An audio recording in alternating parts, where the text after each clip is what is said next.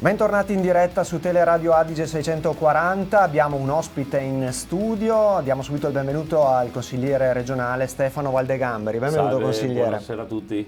Allora, l'abbiamo invitata qui, ci sarà modo anche di affrontare temi più economici nella seconda parte di questa nostra chiacchierata, perché questa settimana comunque si parlerà russo a Verona, visto che ci sarà un forum importante euroasiatico. Lei il russo lo mastica bene, sappiamo che ci sono rapporti da tempo, da anni tra Verona e Mosca, grazie che segue anche personalmente, e qualche giorno fa è uscita questa notizia che abbiamo ripreso sul sito di Pantheon.it: Gagarin Cosmonaut Training Center per gli studenti veneti, opportunità formative a Mosca. Grazie al suo interesse chiaramente si è aperta una nuova possibilità formativa per gli studenti delle scuole secondarie, università, centri di ricerca pubblici e privati della regione. Ci spieghi di cosa si tratta?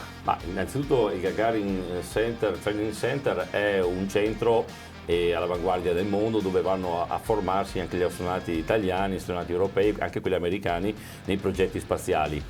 E io conosco i responsabili di questo centro, i quali mi hanno chiesto appunto: ma perché vengono da noi scuole, università, rapporti in tutto il mondo dell'Italia, abbiamo difficoltà a prendere rapporti con l'Italia.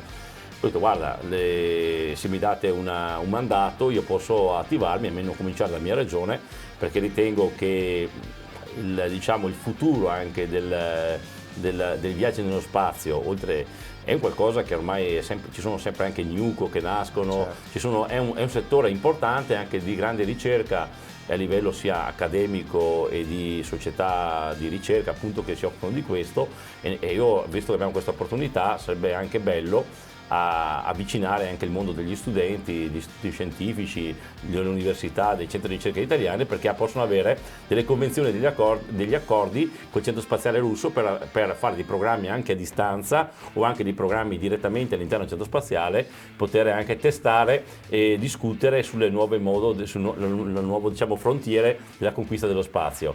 E credo che sia un'esperienza anche piacevole per tanti studenti, e quindi con questo io l'appello che lo rinnovo è fatto alle scuole secondarie, fatto alle università, è fatto ai centri di ricerca, e chi fosse interessato può tranquillamente anche contattarmi, io lo metto direttamente in contatto con loro, e possono anche, loro presentano i loro programmi che hanno adatti a secondo il tipo di scuola, e iniziare anche un dialogo con il centro spaziale russo, insomma. Certo, ci sono anche dei riferimenti, l'ha appena detto il consigliere, potete inviare una mail a valdegamberis@consiglioveneto.it e visitare intanto il sito www.gctc.su per vedere chiaramente e informarsi di più su questo centro. Ma i telespettatori, noi sappiamo della sua passione per la cultura russa e quant'altro, ma ricordiamo com'è nata questa sua passione per... Ma io mi sono occupato della Russia per occuparmi dell'interesse dell'Italia. È partita dal discorso delle sanzioni, il tema delle sanzioni con cui ho fatto una grande battaglia, faccio parte anche di una serie di organismi internazionali che hanno lo scopo di riappacificare e ravvicinare i rapporti e le relazioni tra l'Italia, il mondo occidentale e la Russia. Ecco, c'è questa russofobia diffusa che spesso è dettata anche da interessi che certamente non coincidono con i nostri interessi. Il Veneto è una regione che esportava molto verso la Russia, aveva dei grandi rapporti, soprattutto nel settore anche agroalimentare, a seguito delle sanzioni, tra l'altro fondate su delle fake news. Ecco, questa è la cosa ancora più assurda. Noi stiamo subendo un grave danno economico, lo stiamo subendo ancora, e vediamo anche il tema dell'energia, un grande tema. Noi facciamo tanti grandi programmi di green, ma alla fine poi non siamo nemmeno in grado di stabilire un rapporto continuativo col fornitore principale del gas, che è la Russia. Ci troviamo con le riserve scoperte, impreparati, incapaci di stabilire tutto dovuto anche a una mancanza di dialogo che c'è, e quindi oggi stiamo scontando le conseguenze nel costo dei carburanti, di una mancata comunicazione, di un mancato rapporto così molto sereno e leale con questo grande paese, dovuto a pregiudizi politici, di geopolitica internazionale e a una serie di situazioni. Ecco, io ho detto, per me la Russia è parte integrante dell'Europa, noi dobbiamo lavorare e crescere insieme, non possiamo continuare a contrastare la Russia, a fargli quasi il dispettino ogni volta, anche perché bene o male noi della Russia abbiamo bisogno, perché le materie prime che noi usiamo sono fondamentali per la nostra economia.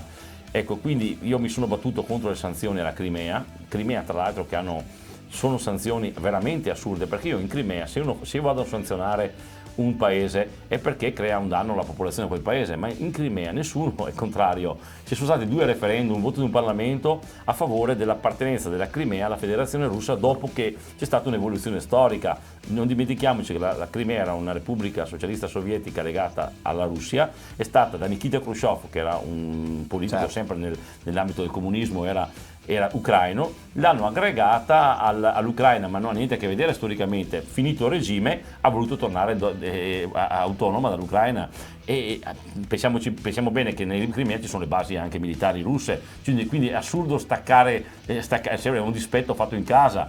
In Crimea si parla russo e si sentono russi, è una penisola che ha avuto una storia particolare ancora dalla Caterina, è stata conquistata da Caterina di Russia. E lei c'è stato più volte. Io ho ascoltato la gente, il parere della gente, nessuno si è mai lamentato di questo, anzi si lamentano del fatto che noi andiamo a sanzionarli. Pensate bene che un cittadino Crimea non puoi usare il banco, non puoi nei circuiti internazionali, non puoi fare investimenti, non puoi usare le stesse linee telefoniche internazionali della Crimea, cioè sono puniti. Addirittura cittadini italiani di origine italiana che erano lì in Crimea non possono nemmeno avere il visto per venire in Italia a trovare i loro connazionali. Pensate, questo è il paradosso. Per cosa? Ora, capisco fare sanzioni quando un popolo si ribella a supporto, ma quando il popolo invece la pensa esattamente così, si ribellano contro le nostre sanzioni, non contro la Russia.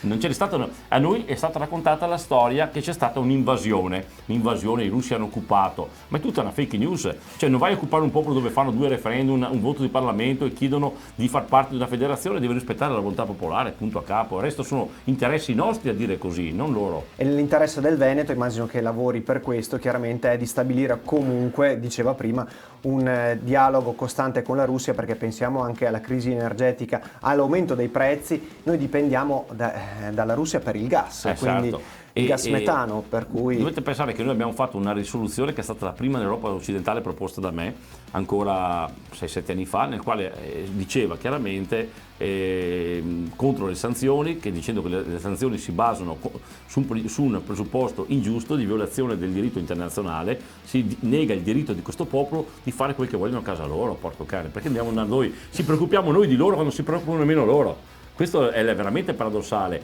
e in conseguenza di ciò noi riceviamo anche le conseguenze negative di questa loro scelta. È veramente assurdo questo.